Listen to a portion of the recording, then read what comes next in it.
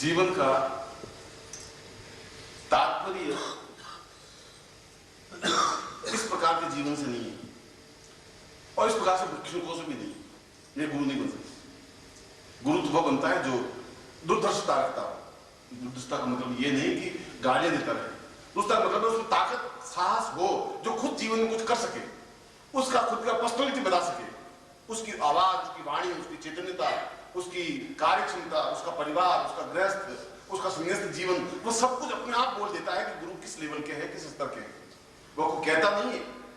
कोई कहे कि मैं महान सोना, कभी आज तक ये सोने में खड़े होकर नहीं कहा मैं स्वर्ण हूं और बहुत कीमती धातु हूं, ऐसा नहीं कहता। मगर लोग समझते हैं स्वर्ण अपने आप में स्वर्ण है।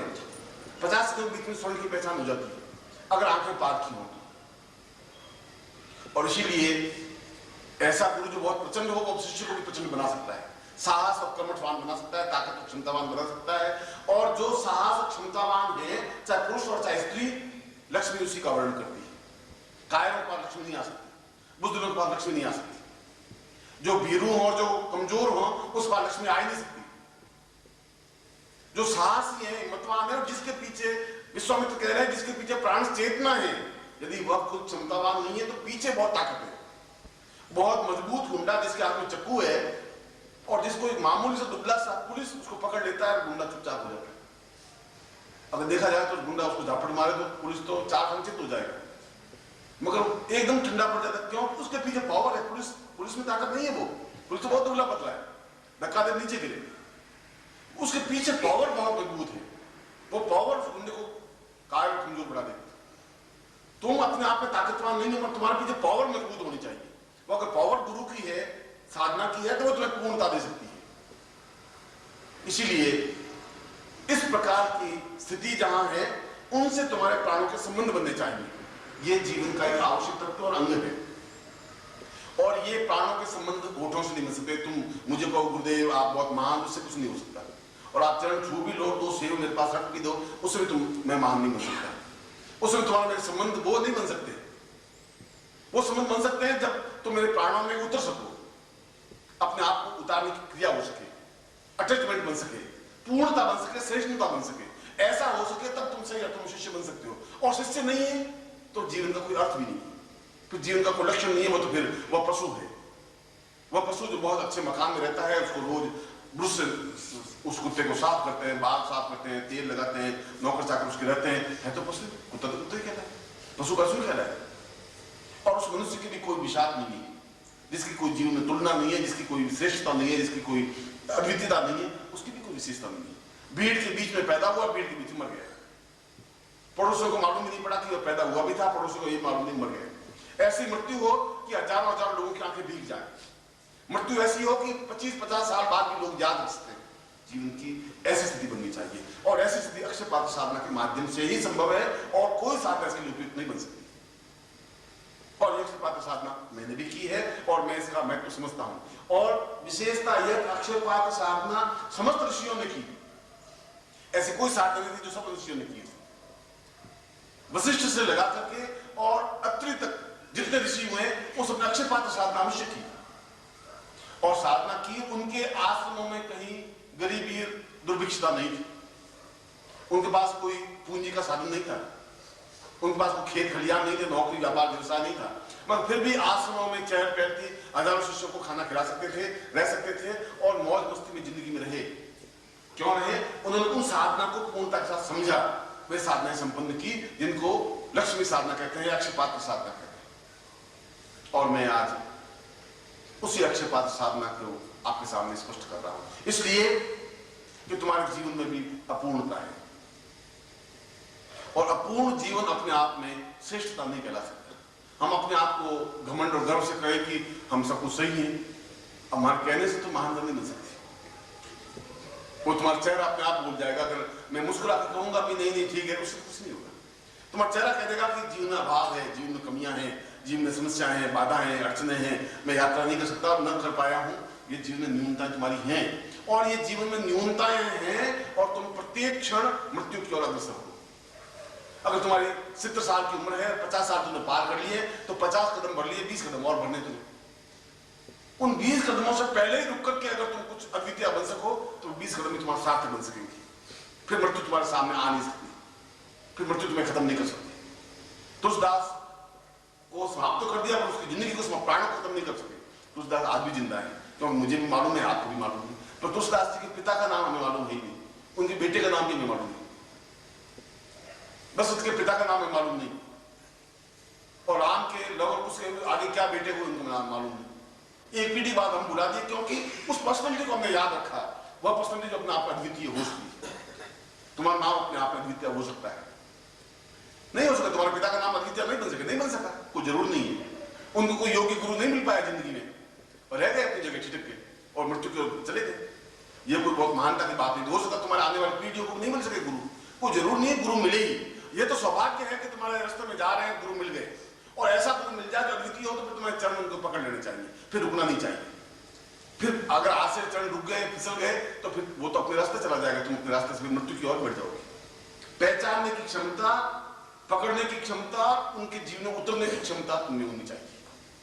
अगर इन तीन में से कहीं भी न्यूनता हो गई, तो गुरु तुम्हें नहीं कहेगा कि ले भाई मैं खड़ा हूं, आप मेरे पांव पकड़ कुर्ती कर और अब ले मेरे अंदर उतर जा, तो गुरु नहीं कहेगा। वो अपने रास्ते जा रहा है और तुम भी उस रास्ते से बढ़ रहे हो, और बीच में एक क्षण के लिए मिलन हुआ है। हो सकता है 3 मार्च को मिलन हुआ तुम्हारे में, आज रात को मिलन हो रहा है, कल सुबह तुम अपने रास्ते चले जाओगे, मैं अपने रास्ते चला जाऊंगा।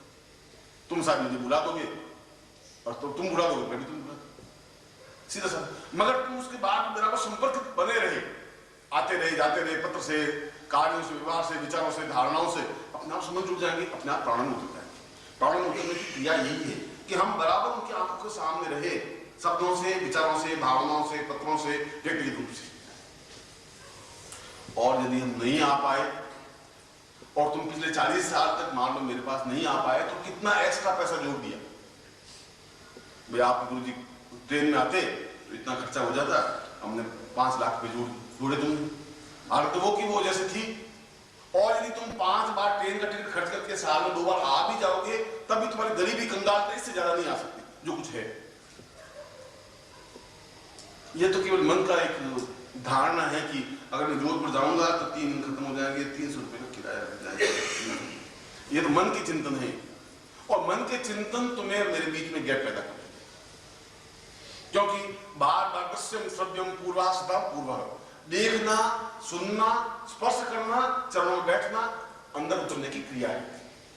इसलिए पहले के जीवन में शिष्यों को अपने आश्रम में रख करके साधना करवाते थे, इसलिए कि 24 घंटे का संपर्क बन जाता था। 24 घंटे में शिष्य महीने, 2 महीने, 4 महीने में गुरु के चरणों में और गुरु के अधीन उतर ही जाता था, अपनी सेवाओं से, अपने कार्यों से। और कृष्ण जैसे व्यक्ति भी शांतिपन आश्रम में रहे और लकड़ियां काट करके लाए और रोटियां बनाई, इसलिए कि उनको अपने गुरु के हृदय में, चित्त में उतरना ही था। और चित्त में उतरने के लिए सेवा का ही माध्यम है, समर्पण का ही माध्यम है। सेवा से समर्पण और समर्पण से जीवन में पूर्णता। यह तो मैं क्रिया बता रहा हूं कि तुम्हें अगर साधना में सफलता नहीं मिल पा रही है, तो फिर उन प्राणों से जुड़ करके सफलता पा लेनी चाहिए। अगर तुम्हें उस वर्दी में ताकत नहीं है तुम्हें, तो उस पावर से, जो गवर्नमेंट की पावर है, अगर पुलिस में आ जाती है तो उस गुंडे को पकड़ लेती है। एक पुलिस 4 गुंडे को कंट्रोल कर लेता है, क्योंकि उसके पीछे पावर है। और यदि पावर से जो ही वो रिटायर्ड हुआ, उस पुलिस को आप उठा के फेंक दीजिए, वो खुद ही आज होकर खड़ा हो जाए, क्यों पावर खत्म हो जाती है और तुम्हारी पावर टूटी हुई। और ऐसा कहने के पीछे मेरा कोई स्वार्थ नहीं है। ऐसा कहने के पीछे मैं तो तुम्हें कह रहा हूं, तुम्हारे मुझे सेव लाके मुझे नहीं देने, केले मुझे नहीं देने, मैं तुम साफ कह रहा हूं, मुझे जरूरत है ही नहीं। मैं तो कह रहा हूं तुम्हारे मेरे प्राणों का संबंध बनेंगे तो साधना में गारंटी के साथ सफलता मिल ही जाएगी, क्योंकि तुम्हें सीधा रास्ता मालूम नहीं, ये रास्ता सीधा है, समर्पण का रास्ता सीधा है। और समर्पण के पहले सेवा होती है, सेवा और समर्पण और जीवन में उतरने की क्रिया, यह एक क्रिया है साधना में सफलता पाने का। और दूसरी क्रिया है कि आप बिल्कुल एकनिष्ठ होकर के महीने 2 महीने कंप्लीट उस साधना में बैठे। दोनों तरीके, कोई ये तरीका ही नहीं है, वह भी तरीका है। मगर अकम्पात पुरुषम मेवा, बिल्कुल हिले डुले नहीं, और 8 घंटे तक बैठ करके मंत्र साधना करें, ऐसा हो नहीं सकता। तो 15 मिनट बाद आपको पार नहीं होकर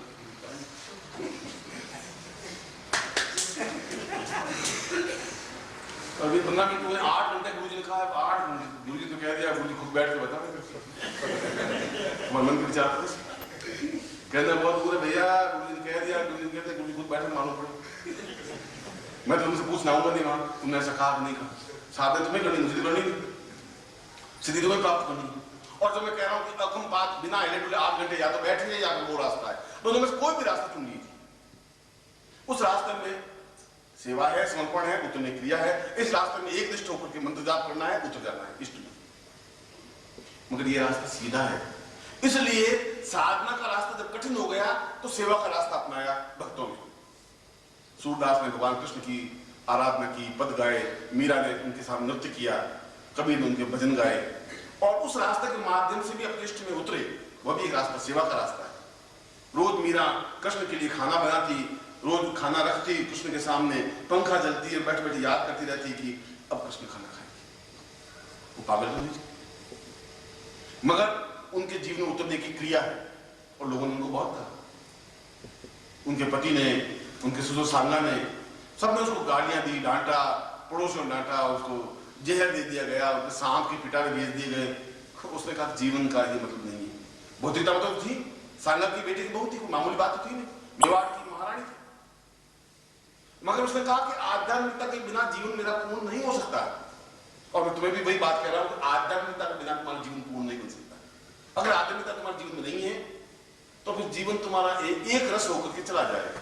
उस जीवन में आनंद नहीं है, उस जीवन में सफलता नहीं है, और तुम्हारे प्रयत्नों से तुम लक्ष्मी को इकट्ठा नहीं कर सकते। तुम 5-25 करोड़ इकट्ठे नहीं कर सकती, गारंटी, चैलेंज लिख के दे देते यार। क्योंकि तुम्हारे परिश्रम से होती तो अब तक 40 साल जवानी के तुमने, अब तो सफेद बाल होने लगे तुम में से, अब तो बुढ़ापे की ओर धकेलने लगे हो तुम। जो जवानी तो आजकल के युग में 17 साल से शुरू होती है, 23वें साल में खत्म हो जाती है। 24वें साल में तो गाल कुचकने लग जाते हैं, 25-27 के बाद तो बस अब हो गया, आधे 60 साल की उम्र, 30 तो आ ही गए, गुरु जी अब क्या है, पीछे रहे 30 जैसी पार लगाए वैसे पार लग जाए।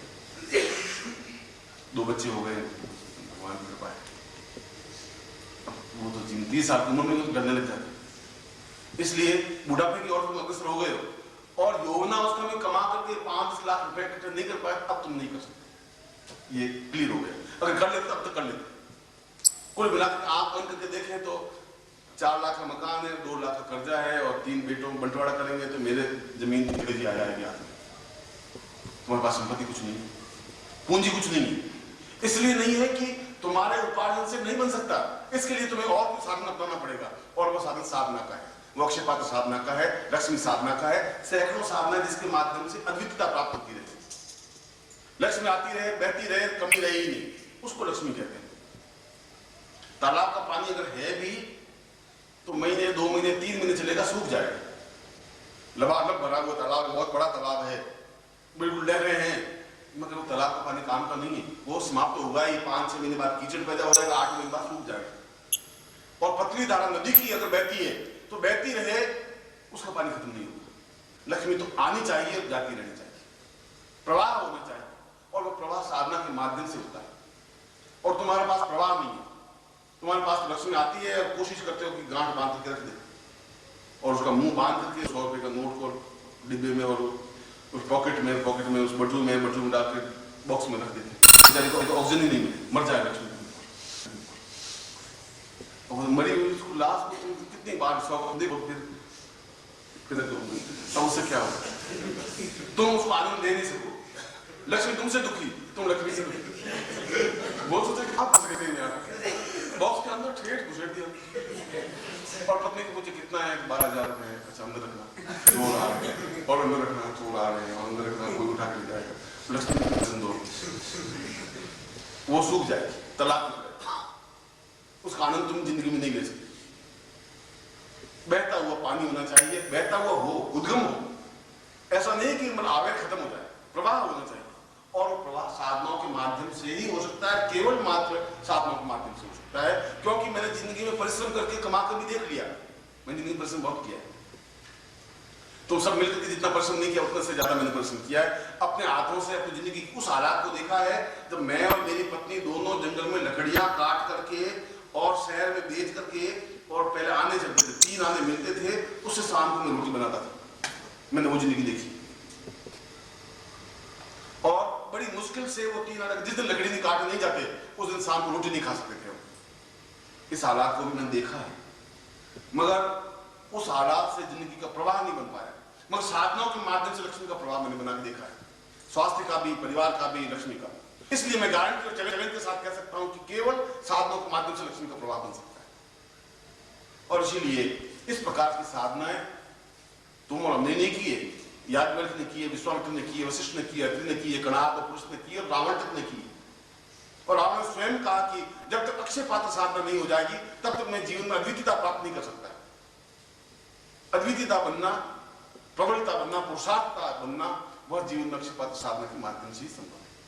और इसीलिए मैं आज आपको उस अक्षय पात्र साधना को स्पष्ट कर रहा हूं और तुम्हारे मानस में क्लियर कर दूं कि अक्षय पात्र का तात्पर्य मैंने क्लियर कर दिया कि पात्र का तात्पर्य कोई तांबा है, लोटा या थाली या ये नहीं। तुम्हारा शरीर स्वयं अपने आप में पात्र है और उस पात्र को अक्षय बनाना है। उसमें कुछ क्षय नहीं हो, उसमें बीमारी नहीं हो, उसमें कष्ट नहीं हो, उसमें पीड़ा नहीं हो, उसमें गरीबी नहीं हो, उसमें निर्धनता नहीं हो। जब ऐसा क्षय नहीं है तो अक्षय है। इसलिए तुम्हारे उस जीवन को पूर्ण बनाने की क्रिया है ये। और तुमने सोचा होगा कि पात्र का मतलब लोटा होना चाहिए, गिलास होनी चाहिए, साला पात्र कहाँ गया? श्रीवास्तव ने पात्र तो दिए ही नहीं। श्रीवास्तव पात्र कहाँ है इसमें? श्रीवास्तव सोचे गुरु जी पात्र क्या है, पात्र तक कैसे करें? तुम स्वयं कहते हैं सुपात्र है, ये कुपात्र है, बोलते फिर पात्र कैसे बोलते? वो सुपात्र तो थाली है, पीतल की थाली है क्या? सुपात्र का मतलब है तुम्हारी पात्रता, तुम्हारा जीवन सही है। कुपात्रता मतलब तुम्हारा पात्र गलत है। और इसीलिए मैं तुम्हारे पात्र को पूर्णता दे रहा हूं। और उस पात्र के प्रतीक के लिए तुम्हारे पास मोती शंख है, वह अपने आप में पात्र, क्योंकि या तो बहुत ऊंचे स्तर का जब योगी होगा तो अपने शरीर को पात्र बनाकर अक्षयता बना देगा। उसके लिए फिर मूर्ति, चित्र, राम और कृष्ण की मूर्तियों की जरूरत नहीं। और आंख बंद करके ओम की ध्वनि करेगा, अपने आप को भर जाएगा, पूजन कर लेगा।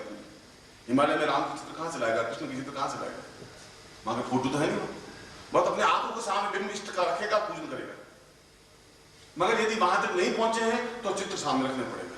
तुम अगर वहां तक नहीं पहुंच पाया तो तुम्हारे मैंने अक्षय पात्र रखा है, जिसको मोती शंख कहा जाता है। इसलिए पूजन तो स्वयं का होना चाहिए, मगर आपको अभी मंत्रों से मैं उस पात्र को तुम्हारा ही पात्र बना करके फिर पूजन करवाऊंगा, इसलिए उसको अक्षय पात्र कहा गया। और उस विद्युत माला से, क्योंकि तुम्हारे चेहरे में, तुम्हारे शरीर में एक विद्युत पैदा होनी चाहिए, एक चमक पैदा होनी चाहिए।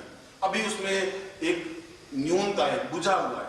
तुम्हारा शरीर तो है मगर उसमें एक चैतन्यता नहीं है, एक आग होनी चाहिए, चेतना होनी चाहिए, वो नहीं है। यूं बात भी करेंगे तो मरे हुए से बात करेंगे, ठीक है बस सब ठीक ठाक है। अरे तुम मुस्कुराते नहीं हो? बस 1.5 महीने में जाकर 1 सेकंड हूं किया बैठे, ये तुम्हारी मुस्कुराहट। मुझे तुम्हारी मुस्कुराहट बैठ के रोना आता है। मैं तुम्हारी मुस्कुराहट देखता हूँ और मैं सोचता हूँ अगर ये मुस्कुराहट तो जिंदगी दे ही नहीं किसी को। ये मुस्कुराहट बड़ा जीवन में एक अट्टहास होना चाहिए, मस्ती होनी चाहिए, तरंग होना चाहिए, एक तरंग होनी चाहिए जिंदगी में। वो तुमने अभी भोगी नहीं, जब भोगी नहीं तो उसका आनंद तुमने लिया नहीं। ऐसा जीवन होना चाहिए। इसीलिए मैं उसमें तुम्हारे उस मस्ती को, उस आनंद को, उस प्रवाह को, उस चेतना को एक गुरु के नाते, अपने शिष्य के होने नाते मैं तुम्हें दे रहा हूँ और उसको पूजन संपन्न करवा रहा हूँ। और बताऊंगा तुम्हें किस प्रकार से साधना को संपन्न करना है, क्योंकि साधना का प्रवाह तो मैं तुम्हें दे ही रहा हूं। मगर उसको अगर तुम्हें रोज 5-10 मिनट उसमें लगाओगे तो प्रवाह बिल्कुल बन सकेगा। अगर नहीं लगाओगे तो प्रवाह के बीच में बांध बन जाएगा। तो प्रवाह को बनाए रखना है और बहुत आनंद और मस्ती के साथ अपने गुरु का पूजन किया, चिंतन किया, प्रवाह लिया, आगे पूजन किया, खत्म। कोई इसके लिए एक निष्ठता और बहुत परेशान होने की जरूरत नहीं, कोई कठिन और दुष्कर क्रिया नहीं है। साधना तो बहुत